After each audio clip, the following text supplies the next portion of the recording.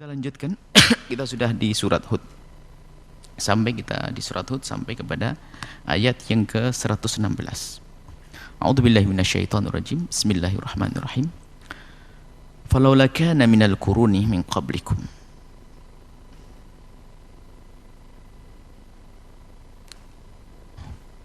ulu baqiyatin yanhauna 'anil fasadi fil ardi illa qalilan mimman anjayna minhum wattaba'a alladhina zalamu ma utrifu fihi wa kanu mujrimin.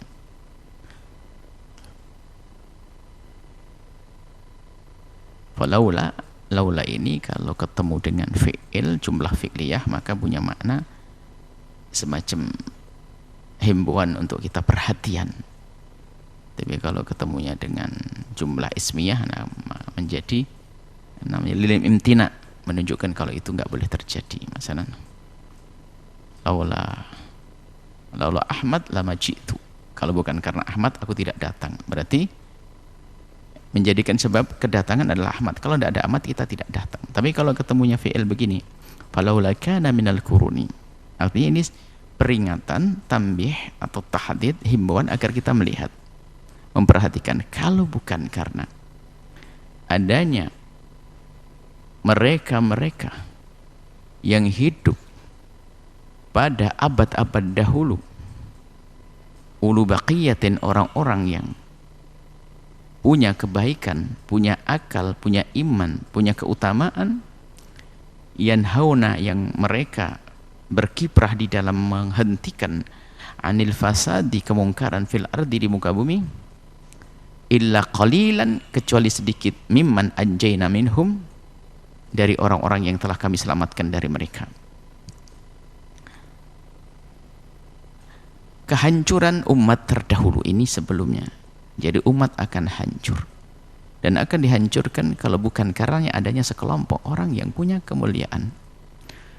Jadi hadirnya orang baik di tengah orang tidak baik itu demi kebaikan untuk semuanya. Pada umat terdahulu itu akan dihancurkan kalau bukan adanya umat-umat yang dijaga oleh Allah, itu adalah karena adanya muslihun, orang-orang baik yang berada di dalamnya. Jika sebuah perkumpulan atau satu suku atau bangsa, jika di dalamnya adalah tidak ada orang yang menghentikan kemungkaran di saat terjadi, atau tidak ada yang mengajak kepada kebaikan yang bisa disampaikan, maka ketahuilah itu adalah pembuka daripada kehancuran yang akan Allah turunkan kepada mereka. Jadi kaum terdahulu ini yang selamat tidak akan selamat kecuali karena adanya sekelintir ulu baqiyatin, segelintir dari mereka yang mereka amar ma'ruf nahi mungkar. Jadi karena adanya orang-orang seperti inilah mereka akhirnya akan terjaga. Tapi kalau sudah tidak ada, akan hancur semuanya. Maka kaidahnya, kalau kita berada di sebuah komunitas lalu terjadi kemungkaran, kalau kita tidak ikut berkiprah di dalam menghentikannya, atau ada kebaikan yang bisa kita serukan lalu kita tidak ikut menyerukannya, sehingga kemaksiatan terus berjalan dan berjalan, ketahuilah di saat seperti itu Allah akan turunkan kehancuran dan orang baik sekalipun akan mendapatkan kehancuran. Tapi jika masih ada orang menegakkan kebenaran, itu artinya akan terjaga kelestarian daripada perkumpulan tersebut. Wattaba'a alladhina zalamu ma utrifu fihi wa kanu mujrimin. Adapun mereka orang-orang berbuat zalim yang ahli maksiat, mereka wattaba, mengikuti alladhina zalamu, orang-orang yang biasa dengan kezaliman, kemaksiatan, mereka tetap mengikuti cara hidup mereka dengan kemaksiatan mereka, wa kanu mujrimin, dan mereka selalu berbuat kejahatan. Jadi ada juru damai, pelestari perdamaian, ada yang membuat kerusakan. Maka yang menjadi sebab perdamaian ini adalah mereka-mereka yang gencar di dalam menegakkan kebenaran, amar ma'ruf, dan menghentikan kemungkaran. Dan bagi mereka ini akan beruntung kalau seandainya Di dunia dia adalah menemukan kekalahan, maka di akhirat dia akan selamat. Karena akan ditanya semua dari kita yang punya lesan, kita yang punya pikiran, kita punya tenaga. Kalau tidak kita gunakan untuk amar ma'ruf nahi mungkar, maka ketahuilah kita artinya ikut andil di dalam membiarkan kerusakan terjadi. Tapi kalau ada yang bergerak, kita bersyukur. Kalau seandainya mereka orang-orang jahat itu seandainya mengerti hakikat ini, mereka bersyukur dengan adanya orang-orang yang menghentikan kejahatannya. Karena pada sesungguhnya di saat kejahatan itu dihentikan, juga akan terhenti kepada mereka.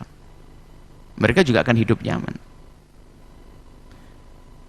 Orang-orang jahat akan selalu mengikuti kejahatannya, orang baik akan selalu dengan kebaikannya. Maka selagi masih ada kebaikan yang ditegakkan, insya Allah negara itu masih aman, perkumpulan masih aman. Wa ma kana rabbuka liyuhlikal qura bidzulmin wa ahluha muslihun. Sungguh Allah tidak akan menghancurkan satu kaum. Allah tidak akan menghancurkan satu kaum karena adanya kemaksiatan di dalamnya. Sementara di dalamnya masih ada orang-orang yang muslihun, ingin membuat kebaikan. Jadi muslih itu adalah pangkat tinggi, bukan sekedar soleh. Kan ada orang soleh. Orang soleh baik untuk dirinya.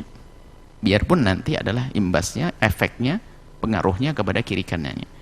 Tapi kalau sudah kelas muslih, dia memang ingin membuat perdamaian, kebaikan untuk siapapun. Jadi muslihun ini bukan sekedar solehun, tapi muslih adalah ingin membuat perubahan di masyarakatnya. Jadi satu kampung tidak akan Allah turunkan kehancuran selagi di dalamnya masih ada manusia-manusia yang ingin membuat kebaikan, muslihun. Di sini diisyaratkan tentang kezaliman. Zaliman di sini adalah dosa-dosa kemaksiatan. Satu perkumpulan kalau hanya terjadinya kekafiran dosa paling besar. Akan tapi jika di dalamnya adalah tidak terjadi kezaliman, akan dijaga oleh Allah. Allah yang maha adil, yang maha kasih. Di dalam komunitas orang yang tidak beriman sekalipun, selagi di antara mereka sendiri masih ada keadilan, maka ini akan makmur. Cuman di dunia saja, tidak ada di akhirat. Na'udzubillah. Tapi begitulah sunnatullah, kasih sayang Allah kepada siapapun dari hambanya yang musuhinya sekalipun, selagi dia tidak berbuat zalim kepada yang lainnya, maka akan aman-aman saja selagi masih keadilan ditegakkan. Ya, kisah-kisah yang dihancurkan, kisah umat Nabi yang dihancurkan itu kan permasalahannya sudah berbuat zalim. Kisah pengikut Nabi Syuaib, dia menipu timbangan dan seterusnya. Inilah makanya para ulama menjelaskan hukukun nas, urusan dengan manusia ini lebih berat. Urusan dengan manusia berat, dosa dengan manusia ini berat. Kezaliman dengan sesama manusia. Dosa pribadi dengan Allah pribadi, nggak ada urusan dengan orang lain. Kalau Allah mengampuni, kalau tidak mengganggu yang lain. Tapi kalau sudah punya sepak terjang mengganggu orang lain, ini adalah dosanya luar biasa gede. Apalagi mengajak orang untuk berbuat jahat kepada orang lain, perkumpulan yang merusak orang lain. Sehingga kalau kita tampilkan dalam sebuah tatanan kenegaraan itu, namanya ada bughat. Bughat itu adalah orang yang membuat provokasi, kemudian melawan pemerintahan yang benar. Ini akan membuat kerusakan, membuat kezaliman. Jadi ini yang perlu kita perhatikan adalah adil. Dan adil ini berangkat daripada kasih sayang yang ada di dalam hati kita. Adapun kasih sayang seorang manusia dengan manusia ini adalah Allah berikan siapapun dia. Ada kasih sayang, biarpun dia tidak beriman, punya kasih sayang. Tampak dari seorang ibunda yang sangat mencintai anaknya, padahal mereka tidak beriman kepada Allah. Allah beri kasih sayang. Dan kalau dia terus menyuburkan kasih sayangnya dengan sesama manusia, maka di dunia akan dijaga oleh Allah. Sehingga Nabi kita, Nabi Muhammad adalah Nabi kasih sayang. Kenapa? Untuk mewujudkan lestarinya semesta ini, perdamaian di dunia ini, kebaikan di dunia ini. Maka berkasih sayang adalah satu hal yang amat penting. Kasih sayang dan saling mencintai. Dan itu kunci untuk hidup indah di dalam kebersamaan, apakah dalam skala keluarga atau masyarakat, negara, bahkan dunia. Bersama hilangnya kasih sayang inilah akan ada kehancuran. Karena bersama hilangnya kasih sayang, rahmat ini, maka muncullah kezaliman-kezaliman, dan bersama kezaliman inilah akan terundang siksa Allah Subhanahu wa ta'ala. Maka dari itu kita sebagai orang beriman, ayo kita terus peduli dengan cara hidup yang baik dengan sesama kita. Sehingga baginda Nabi mengajarkan ilmu-ilmu yang luar biasa. Ilmu membersihkan hati, ilmu menata hati, ilmu sabar, ilmu tidak balas dendam, ilmu memaafkan, ilmu tidak prasangka buruk. Ini semua adalah untuk menghindarkan diri kita daripada kezaliman. Sehingga kalau seorang mukmin benar-benar menjalankan agamanya, apa yang terjadi? Keindahan. Tidak ada suami zalim kepada istri, istri zalim kepada suami, bapak zalim ke anak, anak zalim kepada saudara dengan saudara rebutan waris. Nggak ada. Coba saja kita renungi bagaimana bapaknya sama, ibunya sama rebutan waris, kecuali karena hilangnya makna kasih sayang. Subhanallah. Kalau orang berbuat jahat dengan orang yang tidak pernah dikenalnya, jahat. Tapi kalau berbuat jahat dengan orang yang sangat dekat dengannya, jahat, super jahat. Inilah yang diajarkan oleh, yang diajarkan oleh baginda Nabi Rahmat itu, Ar-Raufur Rahim. Hendaknya kita harus benar-benar merasakan, bukan sekedar kita faham dengan akal kita. Semua akal tahu bahwasanya zalim kepada saudara, tidak benar, ngerebut waris, jahat, kemudian tahu semua. Berbakti pada orang tua wajib. Kalau pertanyaan di kelas bagaimana hukumnya berbakti, hukumnya wajib, tapi bisa saja dia masih ngomong kasar kepada ibunda dan ayahandanya. Karena bukan di sini, tapi di sini, di hati dirasakan. Sehingga muncullah orang yang memaafkan Allah, yang disebut sebagai wasari'u ila maghfiratin min rabbikum wa jannatin 'arduhas samawati wal ardu, mendapatkan surga yang sangat luas. Siapa mereka? Surga yang sangat luas. Wal kadhiminal ghaidha, orang bisa menahan amarah. Wal 'afina 'anin nasi, karena apa? Dari kesalahan yang dilakukan orang berbuat zalim itu memicu kita untuk membuat kesalahan yang serupa. Bahkan karena sakit hati kita berlebihan sehingga kita pun semula hanya ingin membalas, akan tapi ada plus bonusnya, maka masuk ke zaliman. Tapi kalau sudah kita ikuti pendidikan Al-Quran dan pendidikan Rasulullah, wal kadhiminal ghaidha, sejahat apapun orang kepadaku, aku harus tahan. Wal kadhiminal ghaidha, ini ahli surga kan disebutkan. Ya kita punya dendam, punya marah, manusia kok nggak punya dendam, nggak punya marah. Tapi kehebatan kita adalah kita perangi. Tidak, aku marah, tapi dia umat Nabi Muhammad, dia saudaraku, dia saudariku, dia adalah temanku. Tidak. Wal kadhiminal ghaidha, ditahan. Setelah ia menahan emosi, menahan amarah di dalam dirinya, nggak cukup, karena jangan-jangan itu hanya sesuatu bom yang disimpan, meledak jangan-jangan saat-saat. Tidak. Wal kadhiminal ghaidha, aku akan tahan. Setelah itu wal 'afina 'anin nasi, aku akan maafkan mereka. Memaafkan itu kalau tadi meredam penyakit, setelah itu dioperasi, dicabut.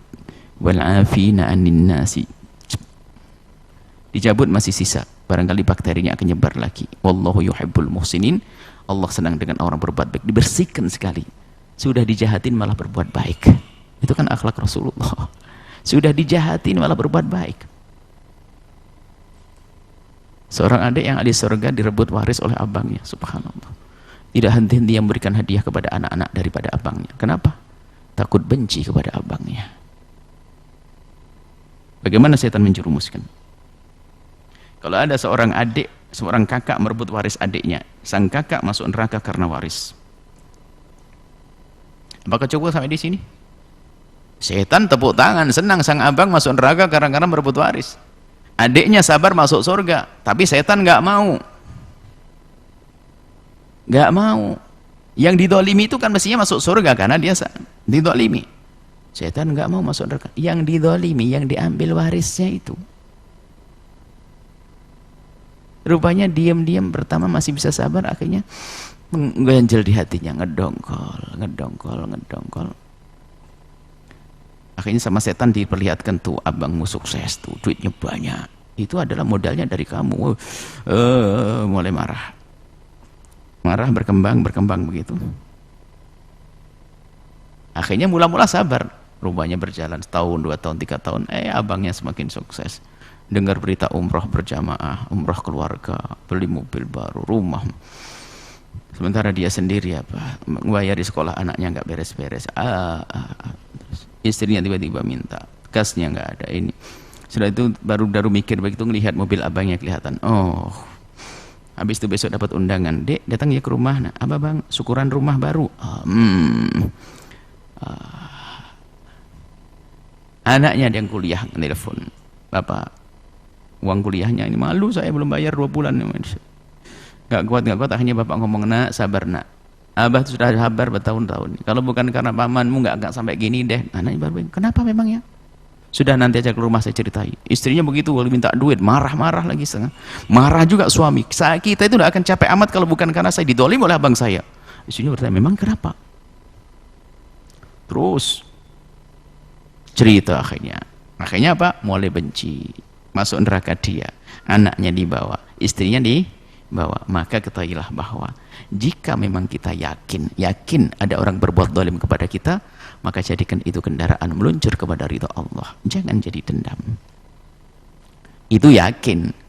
Kalau prasangka, busuk hati kita, kayaknya dia zalim sama saya, jangan-jangan ini, jangan-jangan zalim pada saya, wah dia kayaknya beri saya sesuatu nih. Wah, apalagi zaman ini kan zaman di televisi banyak apa? Banyak cerita tentang paranormal segala macam. Wah, jangan-jangan dia buat saya begini. Ini saya busuk, nuduh orang jadi jelek saya. Nah, model begini loh terjadi kezaliman akhirnya. Kalau sudah keluarga zalim nggak akan diberkahi oleh Allah. Maka apa pendidikan Nabi? Lapang hati, memaafkan segala kesalahan. Selagi di dalam diri kita hati semacam itu, maka akan muncul kasih sayang, dan bersama kasih sayang tidak akan ada kezaliman, dan bersama tidak ada kezaliman, apa yang terjadi? Allah tidak akan menghancurkan kita, maksudnya tidak akan menurunkan musibah kepada kita. Kasih sayang ini banyak kisahnya. Kasih sayang pada ibunda, kasih sayang pada, Masya Allah, kita dengar subhanallah, seorang anak tidak punya kasih sayang dengan ibundanya, dia sekolahkan sampai tinggi, dapat uang banyak, dan dengan ibunya, Masya Allah, nengok rumah ibunya saja kayak berat sekali. Karena apa? Setannya banyak, dia gandul di dia. Bagaimana ibundanya yang melahirkannya, ayahanda yang mencarikan nafkah. Terus kok tiba-tiba berubah hati kita ini kalau bukan karena iblis? Banyak.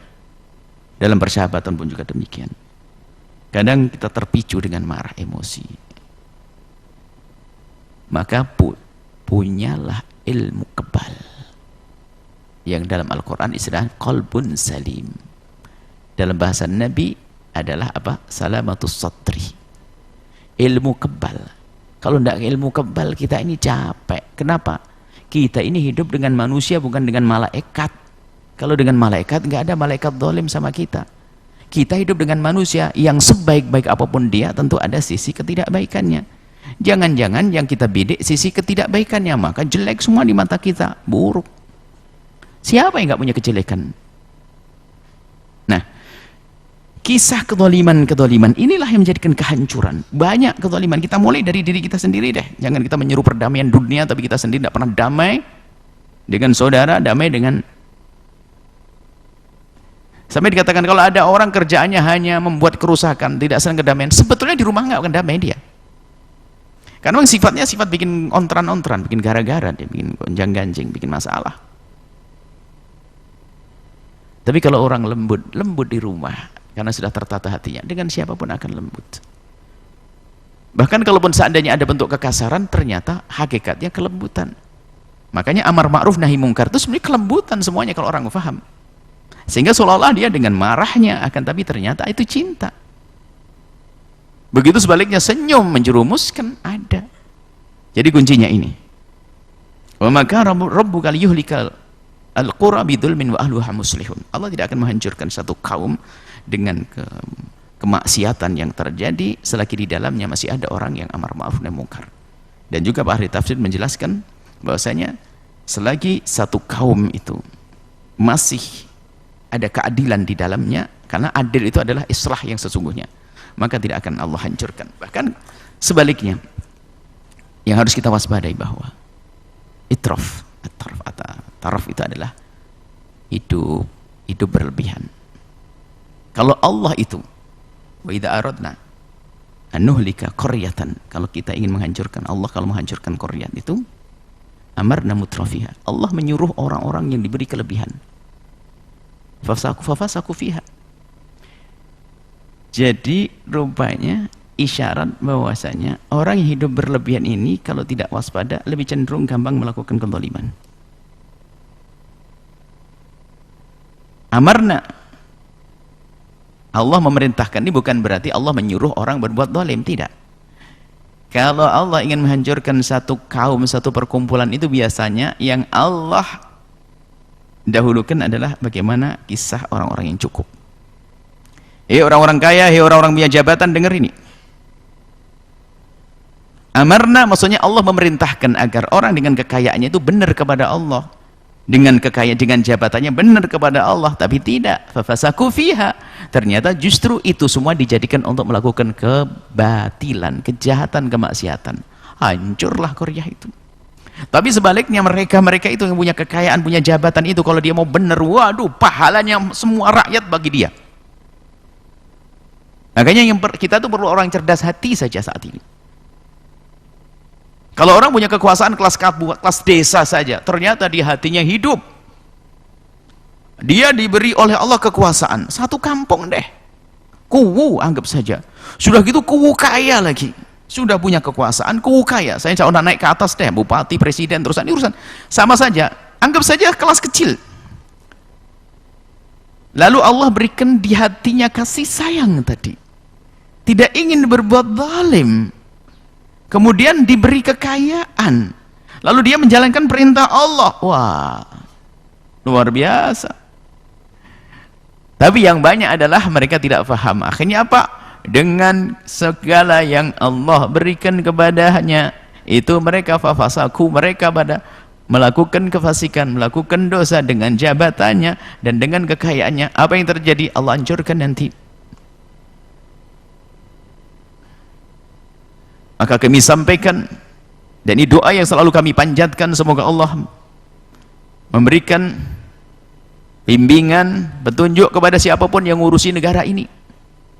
Saya ikut madhabnya Imam Hasan Basri. Kalau seandainya aku punya satu doa yang dikabul oleh Allah, yang aku doakan adalah pemimpinku. Ya Allah, berikan kepada pemimpinku kebaikan, hidayah, bimbingan.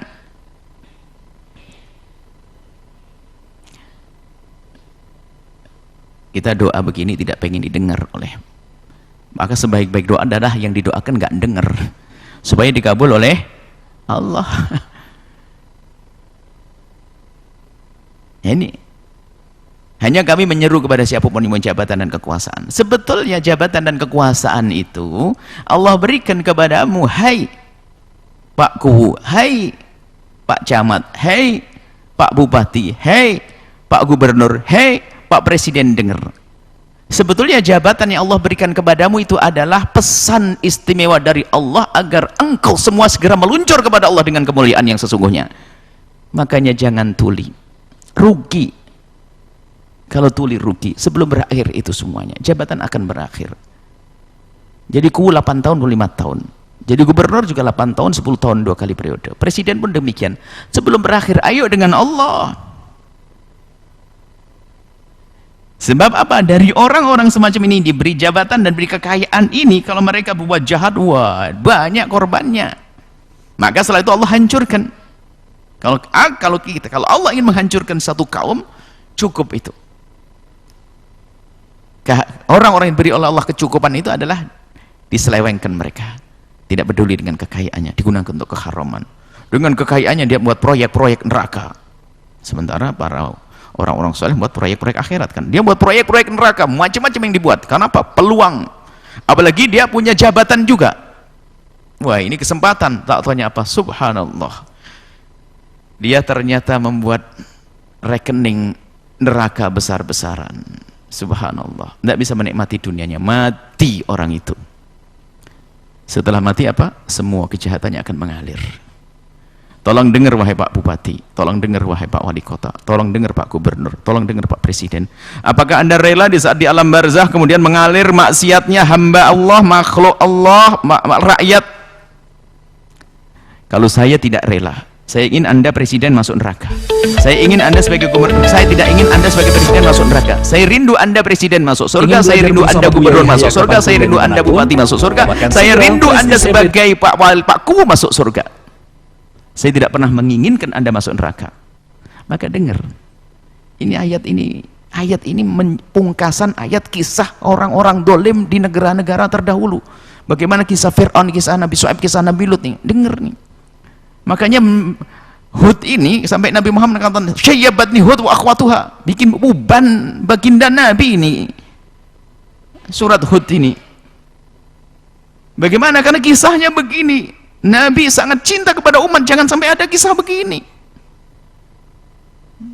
Nah ini syayyabatni Hud wa akhwatuha. Bikin beruban ini Hud ini. Artinya apa? Membuat sedih hati baginda Nabi.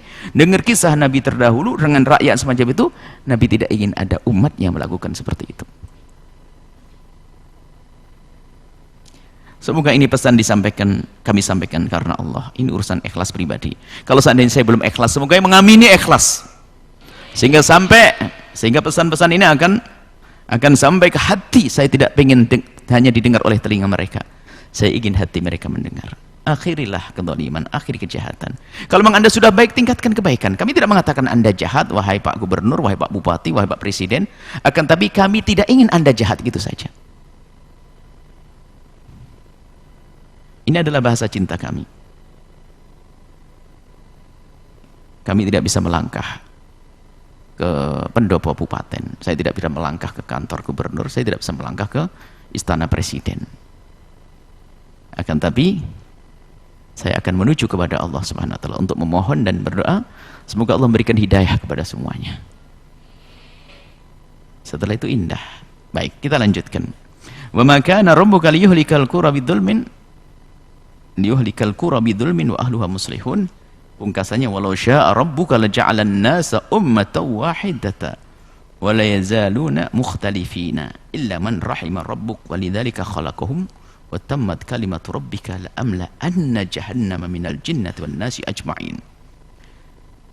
Kalau Allah menghendaki kalian semua ini menjadi satu umat yang satu iman, satu hati, satu pemikiran, Allah bisa. Nggak ada cekcok, nggak ada ini. Para ulama ahli tafsir memandang ini dari sisi akidah itu, sisi masalah akidah ahli sunnati wal jamaah itu bahasanya al-amr bukan iradah. Sebab terjadinya kemaksiatan di semesta ini Allah ini sesuai dengan iradah Allah. Kalau Allah tidak menghendaki terjadi, tidak terjadi. Tapi kan tidak diperintahkan. Allah tidak memerintahkan bermaksiat, akan tapi kemaksiatan terjadi. Sehingga iradah bukan amr, ini masalah akidah. Baik, apapun bentuknya. Kalau Allah menghendaki umat ini menjadi satu umat yang nggak ada selisih di antara kita, bisa Allah. Tapi Allah tidak menghendaki itu. Makhluk Allah tuh banyak. Ada malaikat, ada nabi. Ada manusia, ada orang jahat, orang baik. Kenapa? Karena Allah juga punya makhluk besar. Apa itu? Surga, neraka. Ada surga, ada neraka. Maka wala yazaluna mukhtalifina, sehingga orang ini terus berselisih. Memang begitu Allah buat. Jangan bertanya tentang apa yang Allah buat dan apa yang Allah berlakukan kepada hambanya. Tanyakan urusanmu sendiri. Memang semua ini tidak akan terjadi kecuali kehendak Allah. Tapi memang itu semua kehendak Allah. Tapi pun Allah memberikan kepada kita kehendak agar kita memilih langkah-langkah kita. Dungu yang mengatakan kita tidak punya kehendak. Tapi yang benar adalah akidah ahli sunnati wal jamaati asy'ariyati kita adalah bahwasanya kita punya kehendak. Namun kehendak kita adalah karena Allah menghendaki kita berkehendak. Menghendaki kita berkehendak. Allah menghendaki kita berkehendak. Kalau Allah tidak menghendaki kita berkehendak, maka kita pun tidak berkehendak. Maka di saat kita berkehendak, kita punya kehendak, itulah kita akan ditanya. Semua perilaku yang kita lakukan tanpa kehendak kita nggak dosa. Orang naik mobil benar di jalan yang benar, tiba-tiba orang nyebrang tabrak, nggak dosa. Karena apa? Bukan kehendak dia. Orang tidur tapi nusuk orang mati nggak dosa karena tidak dengan kehendaknya. Nah, umat ini akan terjadi terus mukhtalifin, mereka berselisih-selisih. Illa man rahima rabbuk, kecuali orang yang mendapatkan kasih sayang dari Allah, maka dia akan dalam keadaan tentram, damai di tengah perselisihan tersebut. Perselisihan tetap ada, perselisihan antara ahli hak dan ahli batil, karena di sana ada penyalurannya tuh ada, dan neraka ada surga. Walidzalika khalaqahum, ini ulama berselisih pendapat. Walidzalika itu karena lidzalika, untuk itulah, untuk apa? Untuk ikhtilaf atau untuk rahmat?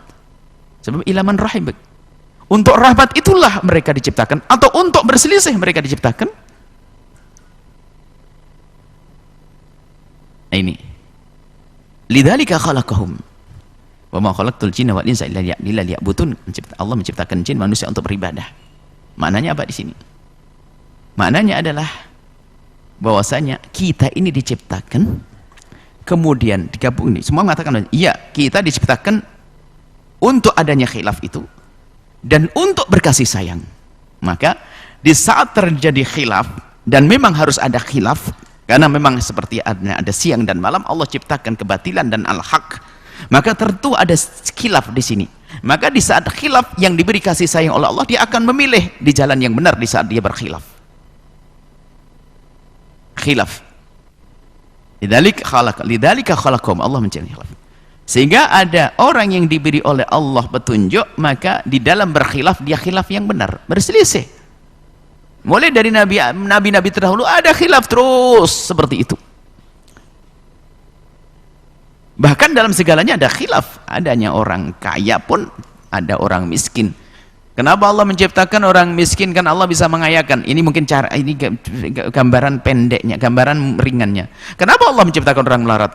Kok tidak kaya semuanya? Katanya Allah Maha Kaya.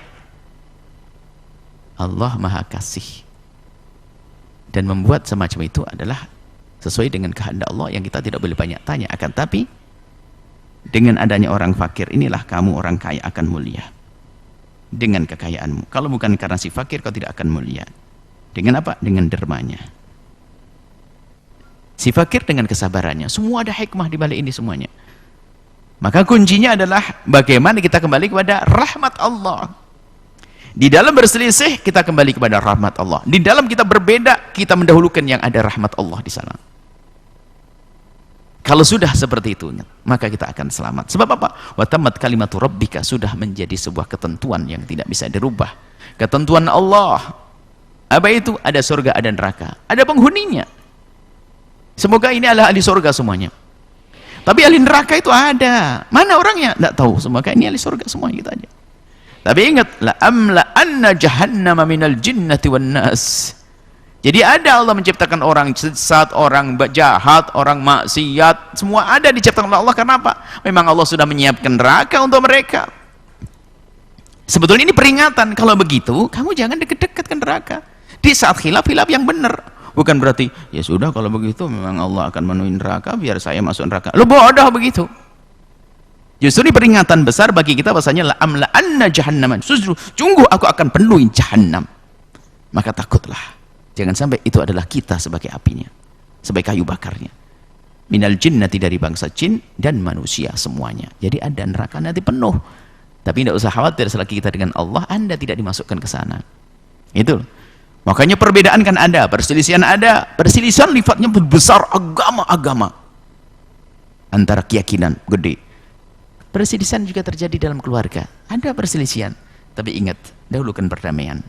Kasih sayang. Jangan dolim. Ada. Suami istri ada sengketa, selisih kok. Ada, selalu ada hidup kok. Biarpun tentrem, tetap ada. Tapi adil benar. Baginda Nabi pun berselisih dengan Sayyidat Aisyah. Tapi lihat caranya benar, Sayyidat Aisyah benar, Rasul benar. Selamat semuanya. Memang sunnah itu begitu, sunnatullah, ada perselisihan. Bukan dijadikan satu. Semoga Allah menjaga kita dari kezaliman. Memberikan kepada kita kasih sayang. Semoga Allah menjauhkan kita dari neraka, menjadikan kita ahli surganya. Dan semoga Allah menjaga negeri ini sehingga tidak akan ada musibah yang Allah turunkan. Dan semoga Allah memberikan kepada kita pemimpin yang baik, pemimpin yang tulus, Pemimpin yang kenal Allah dan Rasulnya. Wallahu a'lam bishawab.